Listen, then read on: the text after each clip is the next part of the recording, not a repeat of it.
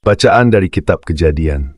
Di tanah Mesir, Yusuf pura-pura menuduh adiknya Benyamin mencuri. Maka tampillah Yehuda mendekati Yusuf dan berkata, "Mohon bicara tuanku, izinkanlah hambamu ini mengucapkan sepatah kata kepada tuanku, dan janganlah bangkit amarahmu terhadap hambamu ini, sebab tuanku adalah seperti Firaun sendiri. Tuanku telah bertanya kepada hamba-hamba ini, masih adakah ayah atau saudaramu? Dan kami menjawab, tuanku, kami masih mempunyai ayah yang sudah tua dan masih ada anaknya yang muda, yang lahir pada masa tuanya. Kakaknya telah mati, dan hanya dia sendirilah yang tinggal dari mereka yang seibu.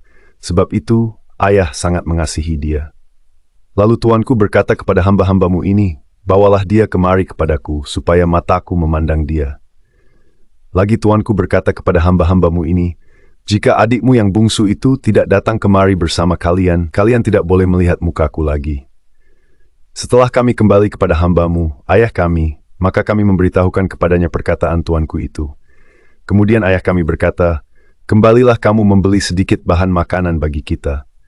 Tetapi jawab kami tidak dapat pergi ke sana, sebab kami tidak boleh melihat muka orang itu, apabila adik yang bungsu tidak bersama-sama kami.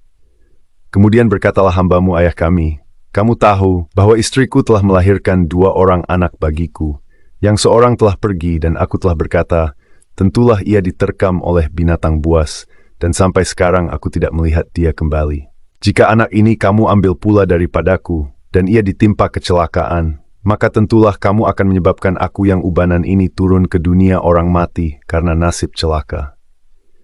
Ketika itu Yusuf tidak dapat menahan hatinya lagi di depan semua orang yang berdiri di dekatnya. Lalu berserulah ia, suruhlah keluar semua orang dari sini.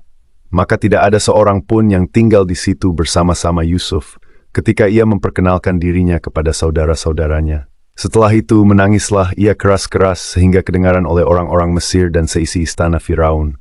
Dan Yusuf berkata kepada saudara-saudaranya, akulah Yusuf, masih hidupkah Bapa?